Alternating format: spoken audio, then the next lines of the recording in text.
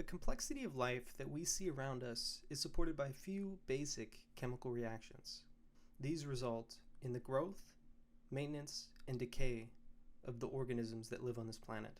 Plants use photosynthesis to produce and recondense nutrients into organic structures. These structures are then broken down and consumed by primary consumers. Those primary consumers are then eaten by various organisms that are located slightly above them in the food web. Decomposers specialize in breaking down these plant structures and consumer structures so that they can be reintroduced into an ecosystem for the new plants and the new consumers. These decomposers are generally insects and fungi. Of course, I'm sure you know this, but that first reaction of photosynthesis works by transforming water and carbon dioxide into oxygen and glucose. The sun is used as catalyst in this reaction. For trees, this is their life support system.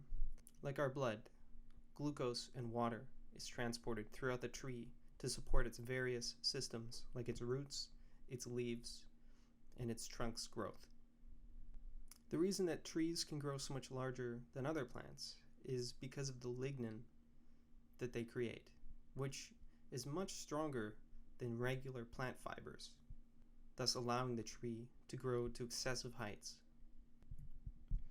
This massive store of energy that the trees have puts a big target on them.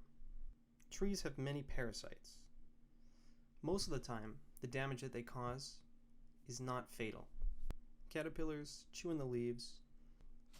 Other insects look for small holes or make them so that they can get at the sap that flows from the tree. In some cases, these parasites can create lasting damage.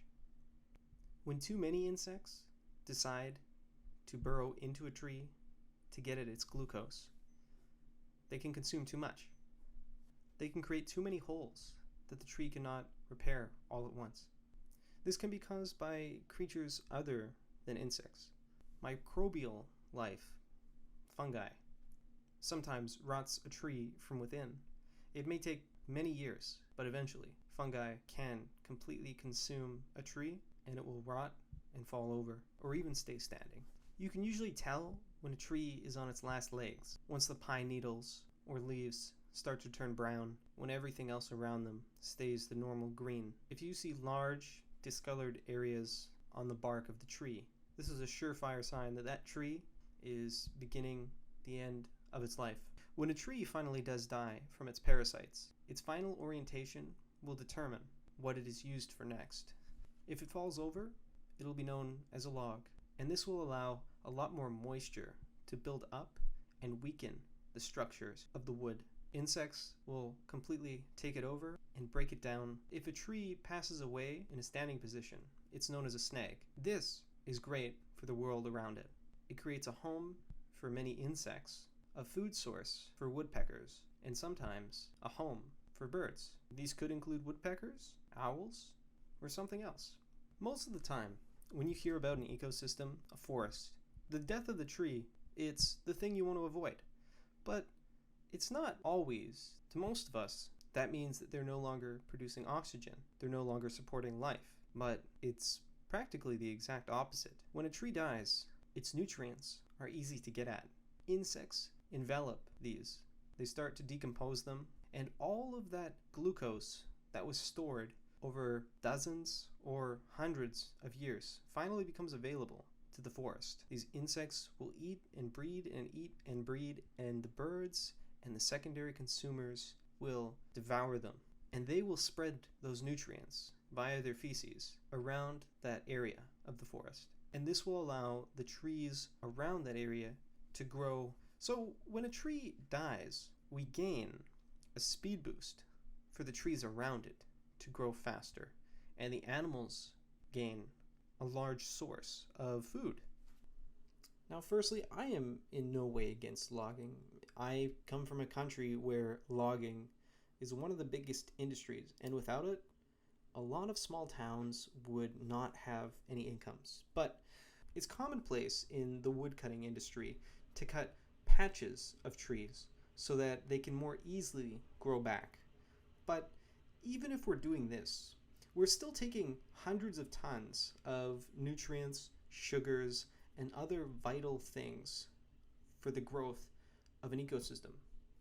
And then after that, we replant new trees.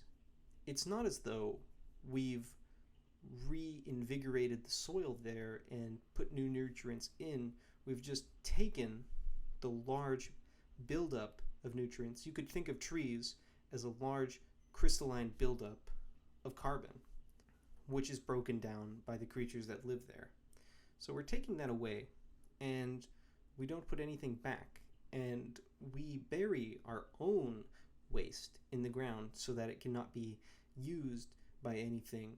How detrimental is that to the environment or the speed at which it can grow back? My thought is, why are we not throwing more waste into the forests? Of course, you would have to look through this waste and ensure that there is no chemicals in it, or to the best of our ability. But say if organic waste was put back into forests, that would greatly accelerate how fast they could grow back. Thank you for listening, and if you like my content, please feel free to subscribe. I would really appreciate it. It means a lot to me. So, thank you. Have a great day.